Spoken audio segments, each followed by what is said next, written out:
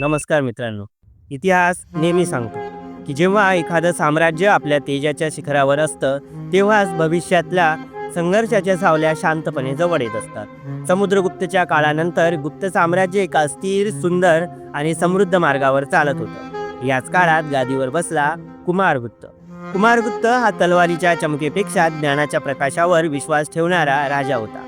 तो युद्धाभिमानी नव्हता, परंतु साम्राज्याच्या प्रगतीबद्दल अत्यंत जागरूक होता. त्याच्या राज्यकाळात बाजार गजबजलेले, व्यापार फुललेला आणि विद्या संस्कृतीचा सुवर्णकाळ तेजात होता.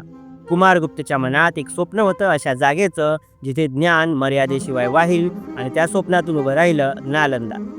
जगभरातील विद्यार्थी आणि विद्वान नालंदेला येऊ लागले. ही केवळ शिक्षण संस्था नव्हती, ही होती एक ज्ञानभूमी जिथे भारताच्या बुद्धिमत्तेचं तेज जगाला दिसत होतं. गुप्त साम्राज्य त्या काळात इतकं स्थिर होतं की लोक म्हणतात या भूमीवर शांतीचा आभाळ कायमच पसरलेलं असेल. पण इतिहासात शांती जितकी सुंदर तितकीच ती नाजूक पण असते. हळूहळू सीमांवर अस्वस्थतेचे संकेत दिसू लागले. काही बाहेरील टोळ्या उत्तरेस हालचाल करत होत्या आणि साम्राज्य मोठं असलं तरी प्रत्येक साम्राज्याची एक मर्यादा असते. कुमारगुप्त वृद्ध होत होता आणि त्यावेळी साम्राज्याला एक अशा नेत्याची गरज होती जो परिस्थितीला सामोरा जाईल आणि संकटाच्या सावल्या दूर करेल. इथेच स्कंदगुप्तचा प्रवेश होतो. स्कंदगुप्त हा शांत काळातील राजा नव्हता.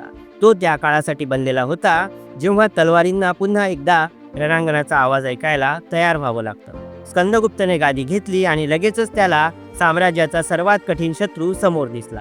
हुन हे सामान्य शत्रू नव्हते. त्यांच्या वेगवान हल्ल्यांनी अनेक साम्राज्य कोसळली होती. त्यांच्या हालचालींनी सीमांवर भीतीचं सावट निर्माण होत असे. पण स्कंदगुप्त घाबरणाऱ्यांपैकी नव्हता. तो रणांगणात उतरला. लढाई कठीण होती, दीर्घ होती, पण त्याने साम्राज्य वाचवलं. या विजयामुळे त्याला इतिहासात एक विशेष स्थान मिळालं, गुप्त साम्राज्याचा अंतिम रक्षक. परंतु या विजयानं एक वेगळी किंमत मागितली.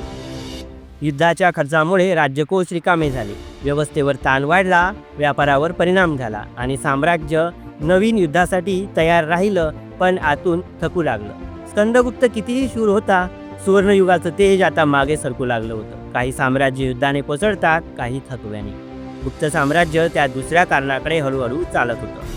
कुमारगुप्तने ज्ञानाचं साम्राज्य उजळवलं, स्कंदगुप्ताने संकटाशी लढून ते वाचवलं. आणि या दोघांच्या काळाने दाखवलं की एखादं साम्राज्य फक्त विस्ताराने नाही तर कणाकणाने, विचाराने आणि प्रयत्नाने उभं राहत असतं.